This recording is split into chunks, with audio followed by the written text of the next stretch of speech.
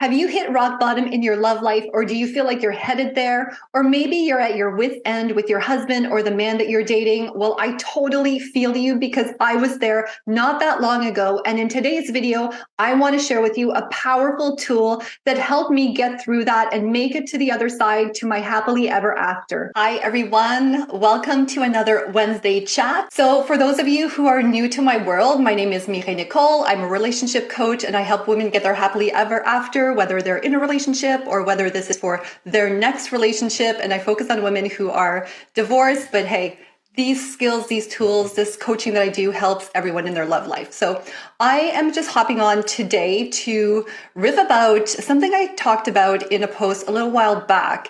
And it's a piece of I call it general relationship advice that I think will serve pretty much anyone in love, anyone who desires that fairy tale ending. And I actually came up with this idea, or I was reminded of this whole principle a couple of weeks ago when I was on my trip to Cuba with my husband. And obviously we were flying there from Canada, and just the whole idea of flying and the tarmac and the runway reminded me of something that really served me well when I was struggling in my own love life, and what really helped me overcome the challenges and end up in this wonderful relationship that I'm in now. And that is the whole idea of giving yourself a lot of runway. So just to give you some background on that, I get a lot of women who come to me and they are at their wits' end. Like, they've tried everything when it comes to fixing the relationship, trying to get their man either on board to fix things. They've sought all the advice from all their friends, right? They did all the things. They read the books. They really feel like they're at the end of their rope, right? Often it'll be a decision in terms of, do I stay? Do I go? Or just, what do I do now? They just feel lost. They're just not sure what to do anymore.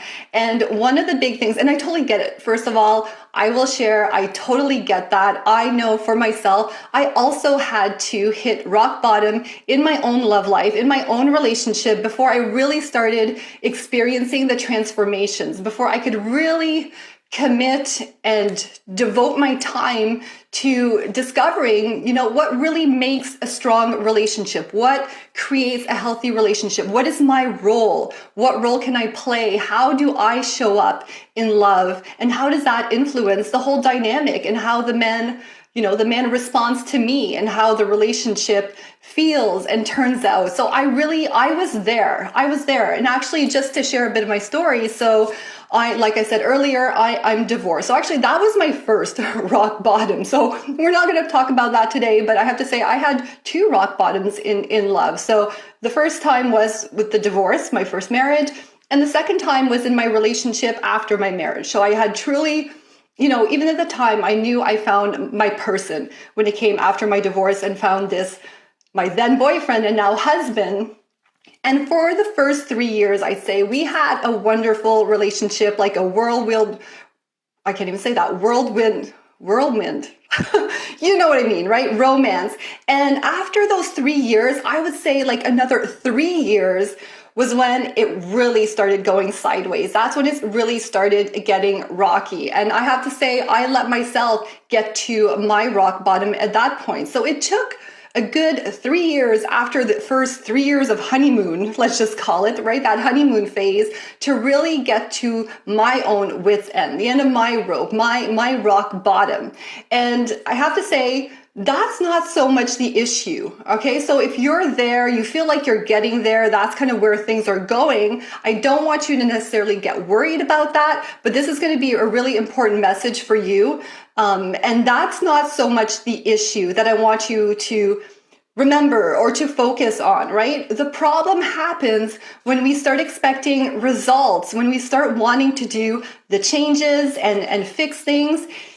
It's when we start expecting to get results in our love life in 10 days for something that's been going on, for 10 years, or in my case, wanting to see, dramatic shifts in my relationship after 3 weeks when this had been building up over 3 years by this point. Hi, Nanette. So happy that you're on here live today.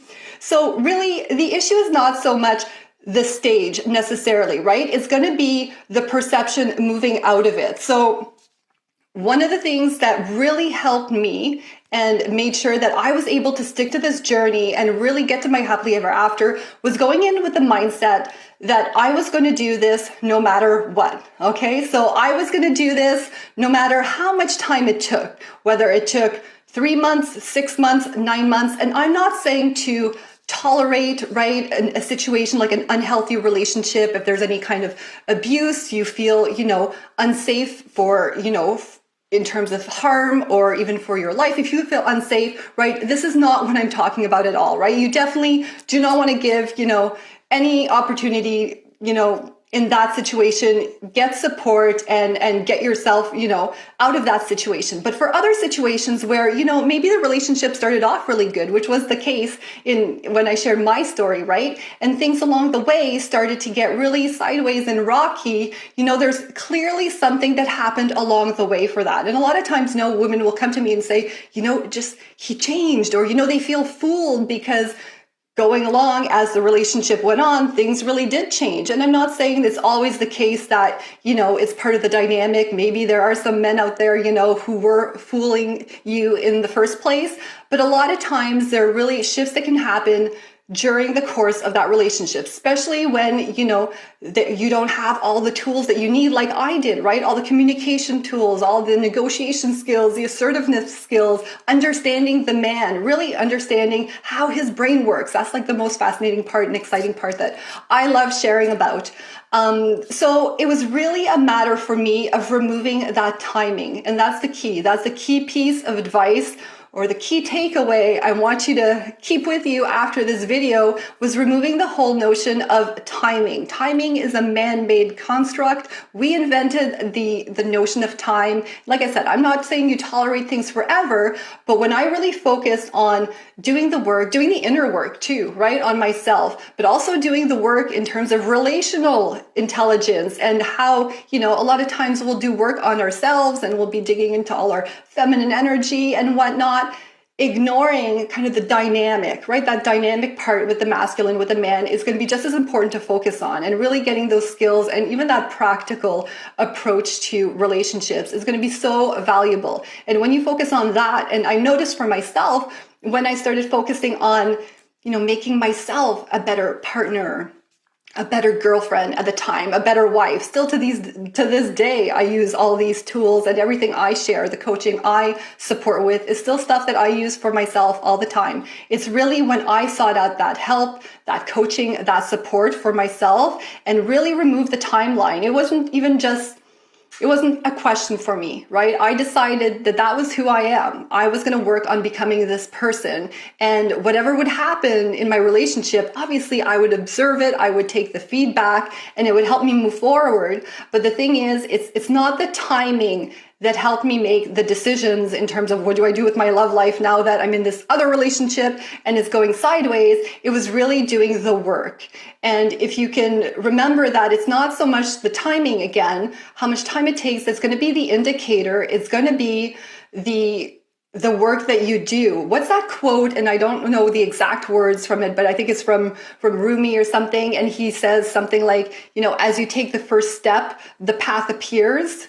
It's one of those situations. A lot of times, like I said, women will come to me, okay, what do I do? What do I do now? What happens like next? What's the timing, right? This whole idea of time again. But really, you're going to get the answers and you're going to know the time once you really develop that clarity from doing the work and just really starting to hone those skills and becoming that person, right? That's going to magnetize the man, whether it's your current man, the next one in your life, that's really going to help you communicate, help you create that emotional bond with another person and whatnot. So I'm just going to look here to see if there's anything else I wanted to share, but yeah, and just to go back to the timing, right? Just one last thing, I'm going to wrap this up after in terms of the timing. So the timing is not always, okay, I'm going to give it 6 months. and then I'm going to decide what to do. And I mean, that's fine if you want to do that. But again, time is man-made. You can expect us all to be like robots and things are going to happen in a perfect sequence and a perfect amount of time. But there's also the notion of time too. There's a lot of pressure and urgency that I sense with the women I work with. And I've felt this myself again when it comes to even our age, right? So when I got divorced after my first marriage ended when I was 35, and now I got remarried in my 40s. So, it doesn't necessarily have to always happen in the perfect timeline at the perfect age. I mean, what is the perfect age anyways? The point is to really go after that happily ever after, that fairy tale that you desire, if that is truly what's in your heart, right? And it can happen at any age. It's not over necessarily after your first divorce. It can still happen in your 40s. It can happen 50s, 60s, any age, right? So this whole notion of time, the more you can release it, the more that's also going to help your nervous system, because a lot of times that's what I see even as we start doing the work on the relationship skills. A lot of times, especially if we have that timing and that expectations that things are going to happen in a certain time frame, that can send our nervous system in total dysregulation, right? There are more elements to it than that for your nervous system, but timing and putting that pressure, that creating that urgency is one thing that if we can just peel that off and remove that from ourselves, is going to help us stay so much more focused and consistent and stable in implementing these approaches. So I hope this was super helpful to you. I was so excited to come back on here and chat with you guys again this week. Looking forward to doing it again next week. If you have any questions, you can type them in the comments below or reach out to me in the chats. If you're wondering right now at this point, I'm only doing one-on-one coaching. If that's something you're interested in, let's book a call and let's see if it's a good fit and if I can and how I can help you. So have a great evening, and I will see you guys in the next live video.